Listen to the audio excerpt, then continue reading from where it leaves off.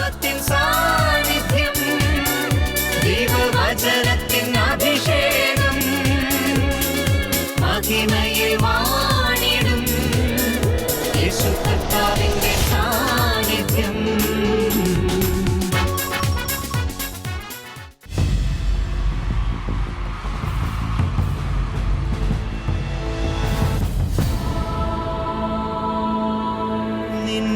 വചനം ധ്യാനിക്കുമ്പോൾ കുരിശിനാലെ ലോകമെന്നായി വീണ്ടെടുത്തവനെ താണു ഞങ്ങൾ വണങ്ങുന്നു ദിവ്യപാദങ്ങൾ. മിശിഹായിൽ പ്രിയ സഹോദരി സഹോദരന്മാരെ, സീറോ മലബാർ ആരാധനാക്രമത്തിൽ ദുഃഖ വെള്ളിയാഴ്ച തിരുക്കർമ്മങ്ങളുടെ ഇടയ്ക്ക് കുരിശ് ഉയർത്തിയതിന് ശേഷം കുരിശിനെ ആരാധിക്കുന്ന അവസരത്തിൽ പാടുന്ന പാട്ടാണ് ഞാനിപ്പോൾ തന്നെ നിങ്ങളുടെ മുമ്പിൽ പറഞ്ഞത്. കുരിശിനാലെ ലോകമൊന്നായി വീണ്ടെടുത്തവനെ താണു ഞങ്ങൾ വണങ്ങുന്നു ദിവ്യപാദങ്ങൾ. കൊരിന്ത്യക്കാർക്ക് എഴുതിയ 1-ാം ലേഖനത്തിലെ 1-ാം അധ്യായം 23-ാമത്തെ വാക്യത്തിൽ പൗലോസ്ലീഹ പറയുന്നുണ്ട്, യഹൂദർക്ക് ഇടർച്ചയും വിജാതിയർക്ക് ഭോഷത്വവുമായ കുരിശിനെയാണ് ഞങ്ങൾ പ്രസംഗിക്കുന്നത്. വാസ്തവത്തിൽ കുരിശിനെക്കുറിച്ച് എന്തുകൊണ്ട് യേശു കുരിശിലേറി എന്ന് ചിന്തിക്കാൻ ഞാൻ നിങ്ങളെ ക്ഷണിക്കുകയാണ്. നിങ്ങളെ കുരിശിനെ നോക്കാൻ ക്ഷണിക്കുകയാണ്. എന്താണ് കുരിശ്? എന്തുകൊണ്ടാണ് കുരിശ്? കുരിശിൻ്റെ അർത്ഥം എന്ത്? COVID-19 എന്ന കൊറോണ വൈറസിൻ്റെ മഹാമാരിയുടെ പശ്ചാത്തലത്തിൽ ലോകം മുഴുവൻ ഇന്ന് കേഴുകയാണ്. ലക്ഷക്കണക്കിന് മനുഷ്യരാണ് രോഗബാധിതരായത്. 10,000-ങ്ങളാണ് മരിച്ചു വീഴുന്നത്. ഈ അവസരത്തിൽ ഞാനും നിങ്ങളും ചോദിച്ചു പോകുന്നു, എന്തുകൊണ്ട് കുരിശ്? എന്തുകൊണ്ട് സഹനം? എന്തുകൊണ്ട് മരണം? യേശു എന്തുകൊണ്ട് മരിച്ചു?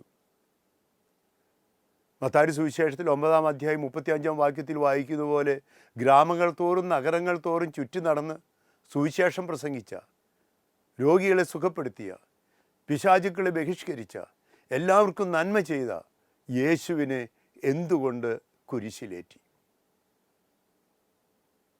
ഈ ചോദ്യത്തിന് ഒരൊറ്റ ഉത്തരവേ ഉള്ളൂ: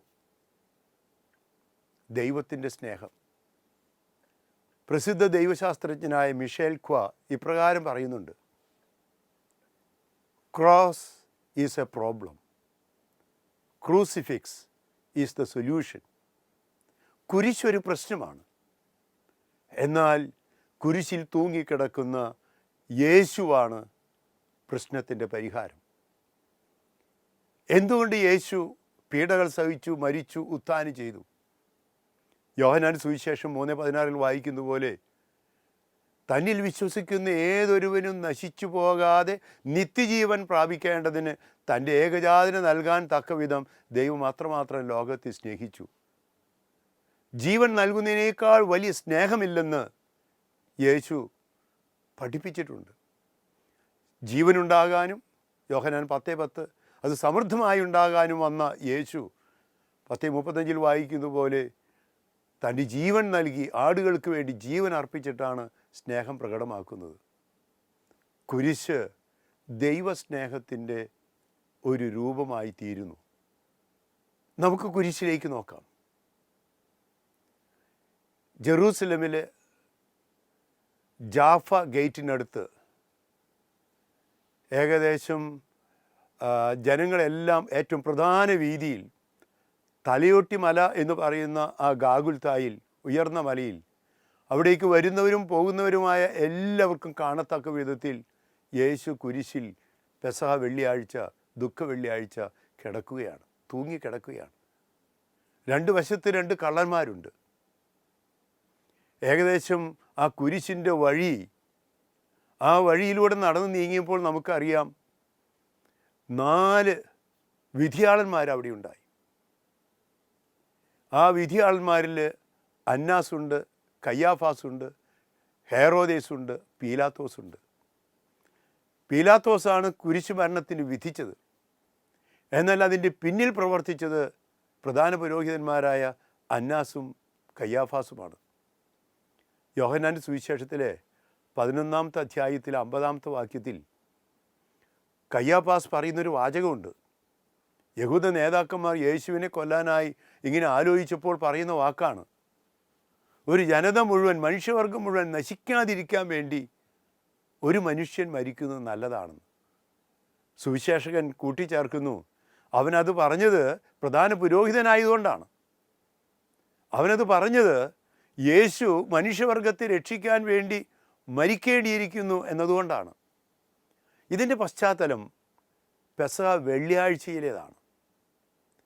ഏകദേശം കൂടാര തിരുനാളിൻ്റെ അവസാനം തുടങ്ങി പെസഹ തിരുനാളിൻ്റെ ആ ദിവസങ്ങളിൽ ജെറൂസലമിലേക്ക്, ദേവാലയത്തിലേക്ക് ഏകദേശം 25 ലക്ഷത്തോളം ആളുകൾ വരുന്നതാണ്.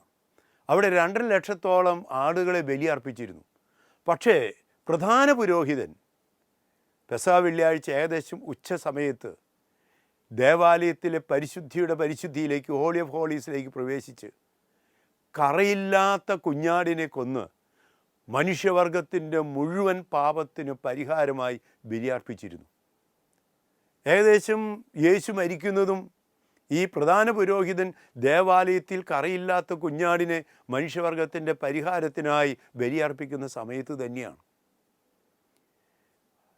യേശുവിനെ യോഹന്നാൻ 1:29 വായിക്കുന്ന പോലെ ലോകത്തിന് സ്നാപ യോഹന്നാൻ പരിചയപ്പെടുത്തി കൊടുക്കുന്നത് ഇപ്രകാരമാണ്, ഇതാ ലോകത്തിൻ്റെ പാപങ്ങൾ നീക്കുന്ന ദൈവത്തിൻ്റെ കുഞ്ഞാട്. യേശു വന്നത് മനുഷ്യവർഗത്തെ രക്ഷിക്കാൻ വേണ്ടി ബലിയർപ്പിക്കപ്പെടുന്ന കുഞ്ഞാടായിട്ടാണ്. അല്ലെങ്കിൽ മത്തായി സുവിശേഷം 20:28 വായിക്കുന്ന പോലെ അടിമകളാകുന്ന മനുഷ്യനെ, പാപത്തിൻ്റെ അടിമയാകുന്ന മനുഷ്യനെ രക്ഷിക്കാൻ വേണ്ടി വീണ്ടെടുപ്പ് വിലയായ മോചനദ്രവ്യമായിട്ടാണ് ആ യേശു മരിക്കുന്നത്. ആ കുരിശിൽ മരിക്കുമ്പോൾ മനുഷ്യവർഗത്തെ രക്ഷിക്കാനാണ്. ആ യേശുവിൻ്റെ ചുറ്റും ആരാണ്? പലതരത്തിലുള്ള മനുഷ്യരുണ്ട്. ജർമ്മനിയിൽ ഓബർ അമർഗാവ് എന്നുള്ള ഒരു ഗ്രമത്തിൽ 10 വർഷം കൂടുമ്പോൾ അവിടെ പീഡാനുഭവ നാടകം അരങ്ങേറാറുണ്ട്. ആ ഗ്രാമത്തിലെ എല്ലാ മനുഷ്യരും ഒരു തരത്തിൽ അല്ലെങ്കിൽ മറ്റൊരു തരത്തിൽ അതിൽ പങ്കാളികളാണ്. അതിൽ കർത്താവിൻ്റെ റോള്, മാതാവിൻ്റെ റോള്, ശിഷ്യന്മാരുടെ റോള്, അങ്ങനെയുള്ളവരൊക്കെ പ്രത്യേകം തിരഞ്ഞെടുക്കപ്പെടുന്നവരും ഒരുക്കപ്പെട്ടവരുമായിരിക്കും. ഇവിടെ ഒരു ചോദ്യം ഞാൻ നിങ്ങളുടെ മുമ്പിൽ അവതരിപ്പിക്കുകയാണ്. കർത്താവ് ഇതാ കുരിശിൽ തൂങ്ങിക്കിടക്കുന്നു. ഈ പീഡാനുഭവ നാടകത്തിൽ ഞാനും നിങ്ങളും അഭിനയിക്കുന്ന റോൾ ഏതാണ്? അതിൽ പ്രധാനമായിട്ടുള്ളത് അവിടുത്തെ ജനങ്ങളാണ്. ആ ജനം 5 ദിവസങ്ങൾക്ക് മുമ്പ് യേശു രാജാവായി, പ്രവാചകനായി, പുരോഹിതനായി ഔദ്യോഗികമായി ബത്പഗയിൽ നിന്ന് 2.5 കിലോമീറ്ററോളം ദൂരം നടന്ന് ജെറൂസലേമിലേക്ക് വന്നപ്പോൾ ജനം മുഴുവൻ ഇളകി വശായി. 118-ാം സങ്കീർത്തനം 25-26 വാക്യങ്ങൾ ഉദ്ധരിച്ചുകൊണ്ട് ദാവീദിൻ്റെ പുത്രൻ ഹോശാന, ഞങ്ങളെ രക്ഷിക്കണമേ, കർത്താവിൻ്റെ നാമത്തിൽ വരുന്നവൻ അനുഗ്രഹീതൻ, ഞങ്ങൾക്ക് വിജയം നൽകണമേ എന്നൊക്കെ അവർ പ്രാർത്ഥിച്ചു. ഹോശാന പാടിയ അതേ ജനതയിലെ കുറേ പേരെങ്കിലും അവിടെ ഉണ്ടായിരുന്നു. ദുഃഖവെള്ളിയാഴ്ച അവനെ ക്രൂശിക്കുക, അവനെ ക്രൂശിക്കുക എന്ന് പറഞ്ഞു. ഞാൻ ഹോശാന പാടിയവനാണോ, ഞാൻ ക്രൂശിക്കുക എന്ന് പറഞ്ഞവനാണോ? ഇന്നത്തെ സാഹചര്യത്തിൽ ഞാൻ ഏത് റോളാണ്? അവിടുത്തെ വിധിയാളന്മാരെ പോലെ ഞാൻ പ്രവർത്തിച്ചിട്ടുണ്ടോ? പീലാത്തോസിന് യേശു യാതൊരു തെറ്റും ചെയ്തിട്ടില്ല എന്നറിയാമായിരുന്നു.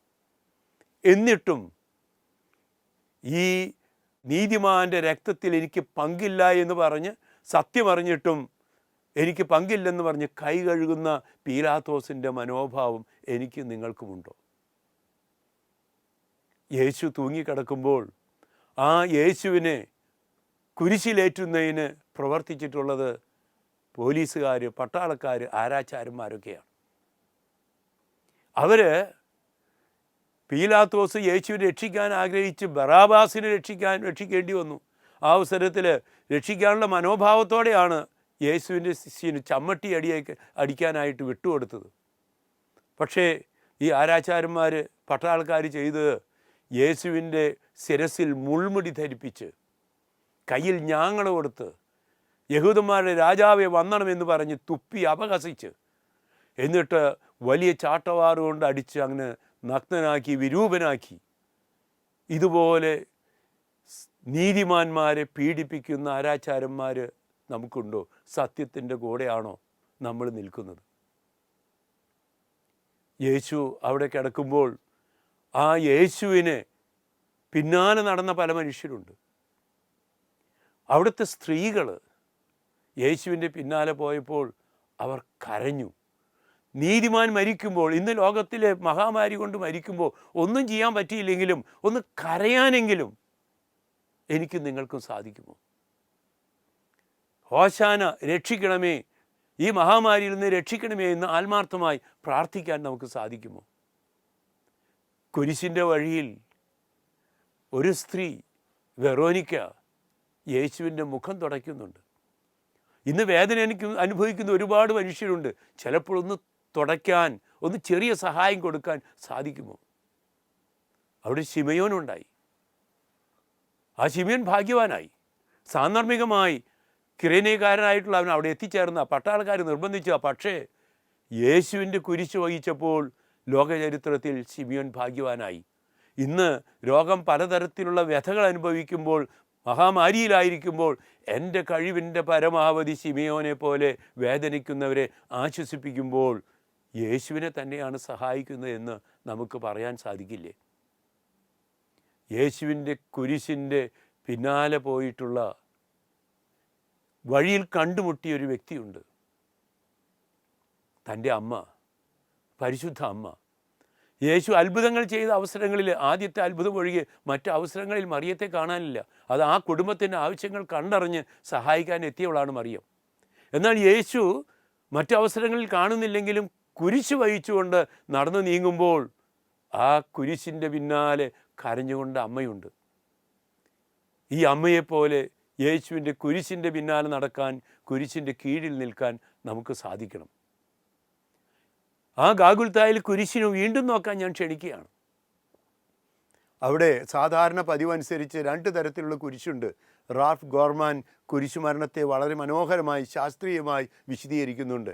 ഏകദേശം 15 അടി ഉയരമുള്ള കുരിശ് അവിടെ നെടുകയുള്ള തടി തൂക്കി നിർത്തിയിരിക്കുകയാണ്. വിലങ്ങനെയുള്ള തടി ഏകദേശം 40 കിലോ തൂക്കമുണ്ട്. അത് പിടിച്ചുകൊണ്ട് വേണം പോകാൻ. എന്താണ് കുറ്റമെങ്കിൽ ആ കുറ്റം കഴുത്തിൽ തൂക്കിയിട്ടിട്ടുണ്ടാകണം. ആ തൂക്കിയിട്ടിട്ടുള്ള കുറ്റമാണ് നസ്രായക്കാരൻ യേശു, യഹൂദരുടെ രാജാവ് അയ്യന്നാറായി, യേശുസ് നസ്രേനുസ് റെക്സ് യുദയോരും എന്നുള്ള വാക്ക് അവിടെ എഴുതി വച്ചിട്ടുണ്ട്. പിന്നീട് കുരിശിൻ്റെ മുകളിൽ അത് പട്ടാളക്കാർ അടിച്ചു ചേർത്തത്. ആ കുരിശിന് നോക്കുമ്പോൾ നമുക്ക് കുരിശിൻ്റെ മനോഭാവം എന്താണ്? ആ കുരിശിൻ്റെ അർത്ഥം. 2 കള്ളന്മാർ 2 വശത്തുണ്ട്. നല്ല കള്ളനും ചീത്ത കള്ളനും. ചീത്ത കള്ളൻ അവസാന നിമിഷത്തിൽ പോലും മറ്റുള്ളവരെ കുറ്റം പറയുകയാണ്. നീ ദൈവപുത്രനാണെങ്കിൽ നിന്നെ തന്നെ രക്ഷിക്കുക, എന്നെ രക്ഷിക്കുക എന്ന് പറയുന്നത്. എന്നാൽ വലതുവശത്തുള്ള കള്ളൻ തൻ്റെ ജീവിതത്തിൽ വന്നു പോയിട്ടുള്ള തെറ്റിനെക്കുറിച്ച് പശ്ചാത്തപിച്ച് നീ പറുദീസായിലായിരിക്കുമ്പോൾ കരുണയായിരിക്കണമേ എന്ന് പറഞ്ഞപ്പോൾ യേശു അവസാന നിമിഷത്തിൽ അവന് മോചനം കൊടുക്കുകയാണ്. അവിടെ യേശുവിൻ്റെ കുരിശിൻ്റെ ചുറ്റും യഹൂദ നേതാക്കന്മാരുണ്ട്. ആ യഹൂദ നേതാക്കന്മാർ മറ്റുള്ളവരെ കളിയാക്കുകയും കുറ്റപ്പെടുത്തുകയാണ്. നീ ദൈവപുത്രനാണെങ്കിൽ താഴെ ഇറങ്ങി വരാൻ പറയുകയാണ്. യേശു ജനത്തെ നോക്കി, ആ നേതാക്കന്മാരെ നോക്കി. ലൂക്കായുടെ സുവിശേഷത്തിലെ 23-ാമത്തെ അധ്യായത്തിൽ വായിക്കുന്ന പോലെ, പിതാവേ, ഇവർ ചെയ്യുന്നത് എന്തെന്ന് അറിയുന്നില്ല, ഇവരോട് ക്ഷമിക്കണമേ. കുരിശിൽ കിടന്ന് എന്നെയും നിങ്ങളെയും നോക്കി യേശു പറയുന്നത്, ഇവർ ചെയ്യുന്നത് എന്തെന്ന് ഇവരറിയുന്നില്ല, ഇവരോട് ക്ഷമിക്കണമേ എന്നുള്ളതാണ്. ആ യേശുവിൻ്റെ കുരിശ് എന്തുകൊണ്ട് ഉയർത്തപ്പെട്ടു? നിയമാവർത്തന പുസ്തകത്തിൽ നാം വായിക്കുന്ന പോലെ 21-ാം അധ്യായം 21-ാമത്തെ വാക്യത്തിൽ കുരിശിൽ തൂങ്ങിക്കിടക്കുന്നത് ശബ്ദനാണ്. ഏറ്റവും വലിയ ശാപത്തിൻ്റെ, ഭോഷത്വത്തിൻ്റെ അടയാളമായിരുന്നു കുരിശ്. പക്ഷേ ആ കുരിശിനെ യേശുവിൻ്റെ മരണത്തോടുകൂടി ഇതാ മഹത്വത്തിൻ്റെ അടയാളമാക്കി മാറ്റുകയാണ്. സംഖ്യയുടെ പുസ്തകത്തിലെ 21-ാമത്തെ അധ്യായത്തിൽ 9-ാമത്തെ വാക്യത്തിൽ മോശ പിത്തള സർപ്പത്തെ ഉയർത്തുന്നൊരു സംഭവമുണ്ട്. ജനം ദൈവത്തിനെതിരെ ഈജിപ്തിൽ നിന്ന് രക്ഷപ്പെട്ടെങ്കിലും മരുഭൂമിയിലുള്ള യാത്രയിൽ ദൈവത്തിനെതിരെ തിരിഞ്ഞപ്പോൾ അവർക്ക് മഹാമാരി ഉണ്ടായി, സർപ്പദംശനമേറ്റു. ജനം മോശയുടെ അടുത്ത് എന്ന് ചോദിച്ചു, രക്ഷിക്കണേ. അപ്പോൾ മോശയ്ക്ക് യഹോവ നൽകിയ കൽപ്പനയനുസരിച്ച് മോശ പിത്തള സർപ്പത്തെ ഉയർത്തി. അതാണ് യോഹന്നാൻ സുവിശേഷത്തിലെ 3-ാമത്തെ അധ്യായത്തിൽ 14-15 വാക്യങ്ങളിൽ പറയുകയാണ്, മരുഭൂമിയിൽ പിത്തള സർപ്പത്തെ ഉയർത്തിയതിന് നോക്കിയത് രക്ഷപ്പെട്ടതുപോലെ യേശു ഉയർത്തപ്പെടുമ്പോൾ ആ യേശുവിനെ നോക്കുന്നവരൊക്കെ രക്ഷപ്പെടും. അതുകൊണ്ടാണ് യോഹന്നാൻ്റെ സുവിശേഷത്തിൽ 12-ാം അധ്യായം 32-ാം വാക്യത്തിൽ വായിക്കുന്നത്, ഞാൻ ഭൂമിയിൽ നിന്ന് ഉയർത്തപ്പെടുമ്പോൾ എല്ലാവരെയും ആകർഷിക്കും. ലോകത്തെ മുഴുവൻ ആകർഷിച്ചിട്ടുള്ള കുരിശാണ് ഉയർത്തപ്പെട്ടിരിക്കുന്നത്. ആ കുരിശിനെയാണ് നാം നോക്കുന്നത്. ആ കുരിശിനെ നോക്കിയിട്ടാണ് നാം പറയുന്നത്, കുരിശാണ് രക്ഷ, കുരിശിലാണ് രക്ഷ, കുരിശെ നമിച്ചിടുന്നു. ആ കുരിശിനെ നോക്കുമ്പോൾ കുരിശിൻ്റെ കീഴിൽ ആരൊക്കെ ഉണ്ടായിരുന്നെന്ന് നോക്കാം. പരിശുദ്ധ അമ്മയുണ്ട്, മഗ്ദലന മറിയമുണ്ട്, യോഹന്നാനുണ്ട്. അപ്പോൾ ചോദ്യമുണ്ട്, 3 വർഷം യേശു പ്രത്യേകം തിരഞ്ഞെടുത്ത് പരിശീലിപ്പിച്ച് കൂടെ നടന്ന് യേശു ചെയ്ത എല്ലാ സുവിശേഷ പ്രസംഗത്തിനും എല്ലാ അത്ഭുതങ്ങൾക്കും അടയാളങ്ങൾക്കും എല്ലാം കൂടെ നിന്ന് പ്രവർത്തിച്ച തലേ ദിവസം അവർ ഇതെൻ്റെ ഓർമ്മയ്ക്കായി ചെയ്യാൻ പറഞ്ഞ് പൗരോഹിത്യം സ്ഥാപിച്ച് പരിശുദ്ധ കുർബാന സ്ഥാപിച്ച് ഇതെല്ലാം പങ്കെടുത്ത ആ ശിഷ്യന്മാരെവിടെയാണ്? എന്തുകൊണ്ട് യോഹന്നാൻ മാത്രമായി? എന്തുകൊണ്ട് മറ്റു ശിഷ്യന്മാരെല്ലാം ഓടി ഒളിച്ചു? യേശുവിൻ്റെ പീഡാനുഭവ നാടകത്തിൽ നാം യൂദാസിനെ പോലെ ആയിട്ടുണ്ടോ? പത്രോസിനെ പോലെ ആയിട്ടുണ്ടോ? ഓടി ഒളിച്ച് ശിഷ്യന്മാരെ പോലെ ആയിട്ടുണ്ടോ? അതോ വെറോനിക്കയെ പോലെ, ശിമിയോനെ പോലെ, മറിയത്തെ പോലെ, യോഹന്നാനെ പോലെ, തെറ്റ് ചെയ്ത മഗ്ദലനെ പോലെ അവരെ പോലെയാണോ നമ്മൾ?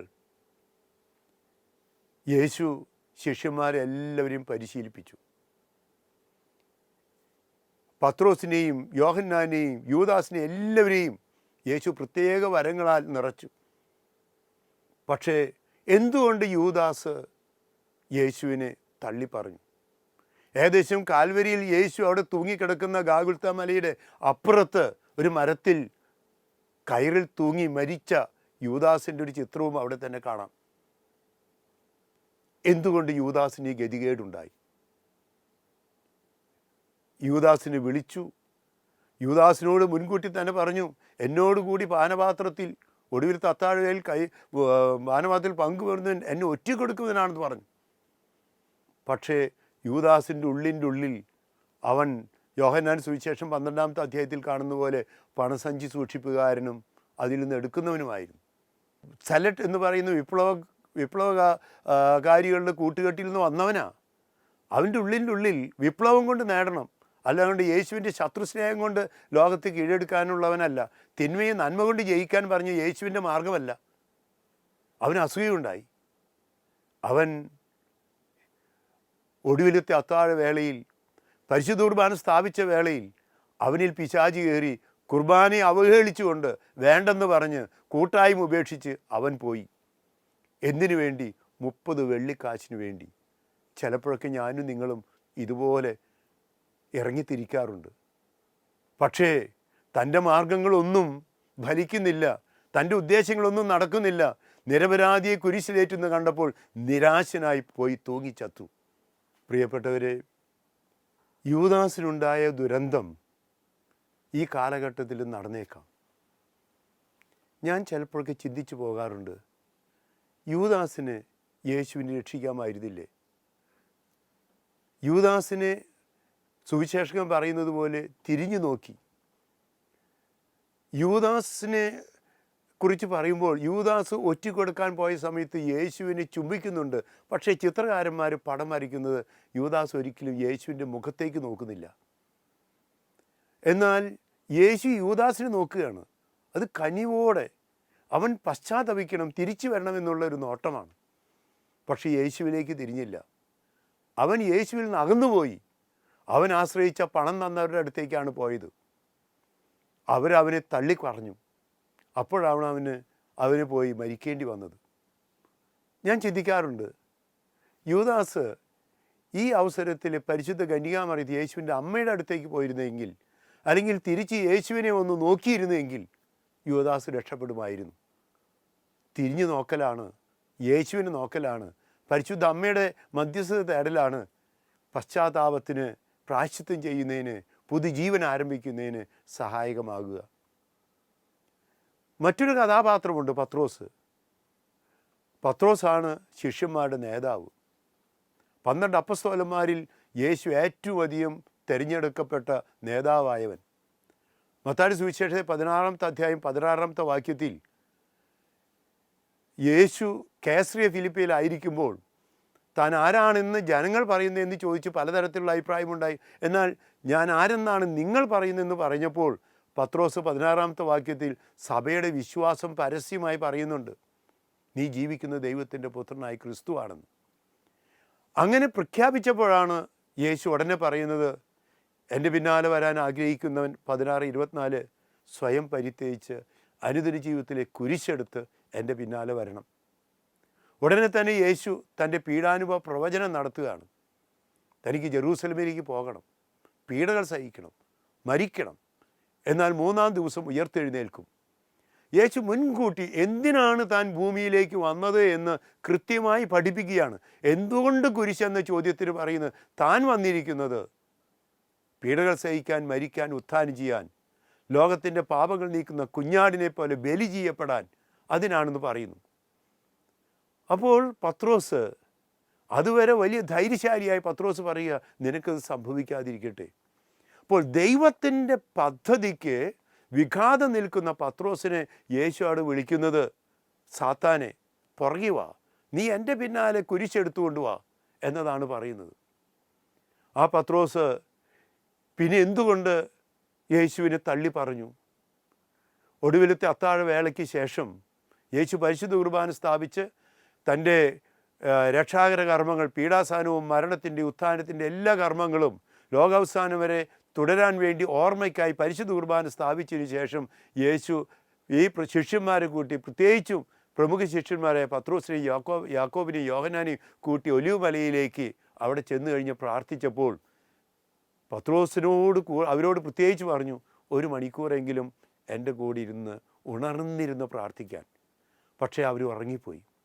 ഇന്ന് പലപ്പോഴും നമ്മൾ പ്രലോഭനത്തിന് അകപ്പെട്ട് നശിക്കുന്നത് യേശുവിനെ, ദൈവത്തെ തള്ളി പറയുന്നതിൻ്റെ കാരണം ഉണർന്നിരിക്കുന്നില്ല എന്നുള്ളതാണ്. യേശുവിനെ പട്ടാളക്കാർ, യഹൂദ നേതാക്കന്മാർ പിടിച്ചു കഴിഞ്ഞപ്പോൾ ഉടനെ തന്നെ ആരൊക്കെ ഉപേക്ഷിച്ചാലും ഞാൻ ഉപേക്ഷിക്കില്ല എന്ന് പറഞ്ഞ പത്രോസ് തൻ്റെ കയ്യിലുള്ള വാളെടുത്ത് മാൽക്കൂസിൻ്റെ ചെവി മുറിക്കുകയാണ്. അപ്പോൾ ദൈവത്തിൻ്റെ പദ്ധതി അല്ല, തൻ്റെ പദ്ധതി, തൻ്റെ കഴിവ് വാളെടുത്ത് വീശുക. വാളെടുക്കുന്നവൻ വാളാലെ, നീ വാൾ നിൻ്റെ ഉറയിലിടുക എന്ന് പറഞ്ഞ് പത്രോസിനോട് ശാസിക്കുന്നുണ്ട്. ഇത് ദൈവത്തിൻ്റെ പദ്ധതിയാണ്.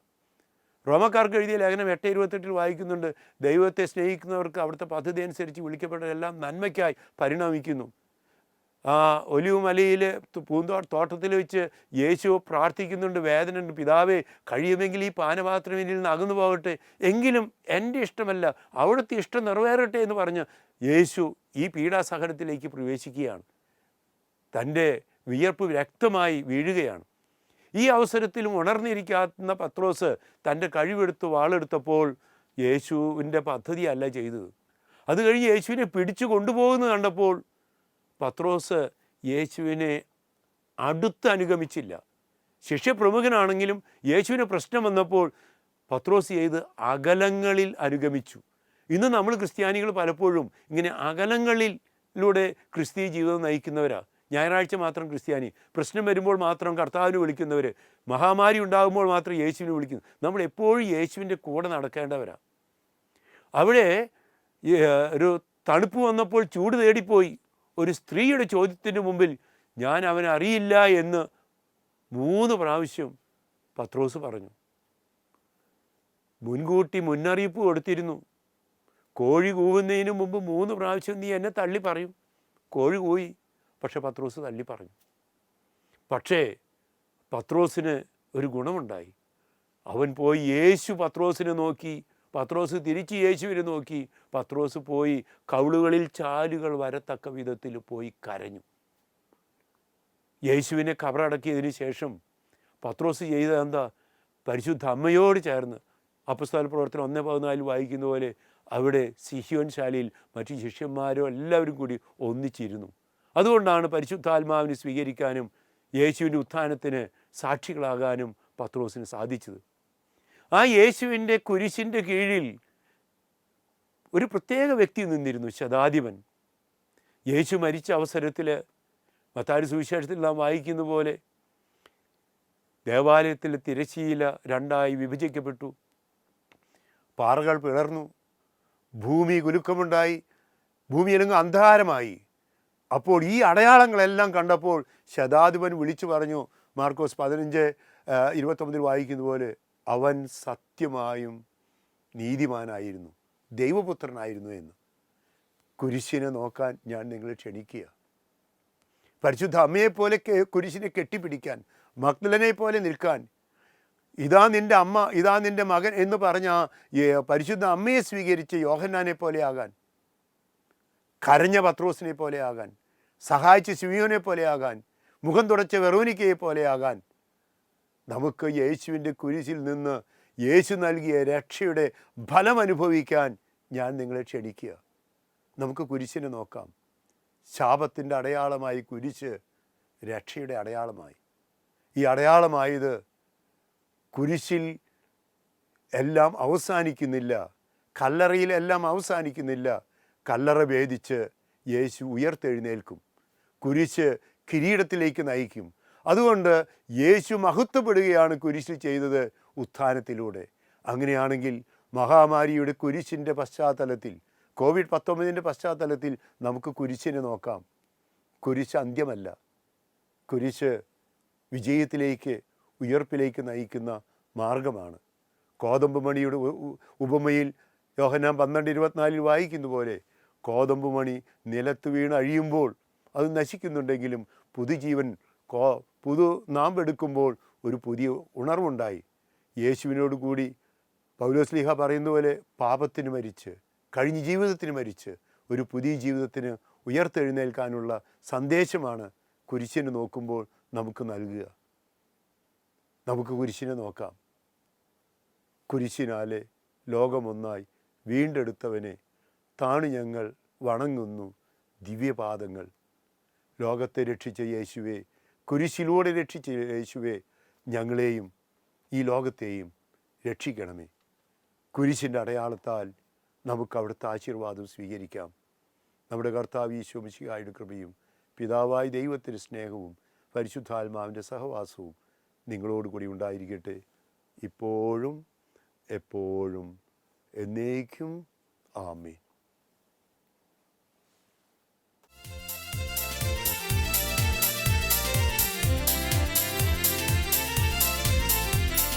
മഹത്വമേ മഹത്വമേ മഹത്വത്തിൻ രാജാവേ, മഹത്വത്തിൻ സാന്നിധ്യം. മഹത്വമേ മഹത്വമേ മഹത്വത്തിൻ കർത്താവേ, മഹത്വത്തിൻ സാന്നിധ്യം. മഹത്വമേ മഹത്വമേ മഹത്വത്തിൻ രാജാവേ, മഹത്വത്തിൻ സാന്നിധ്യം. മഹത്വമേ മഹത്വമേ മഹത്വത്തിൻ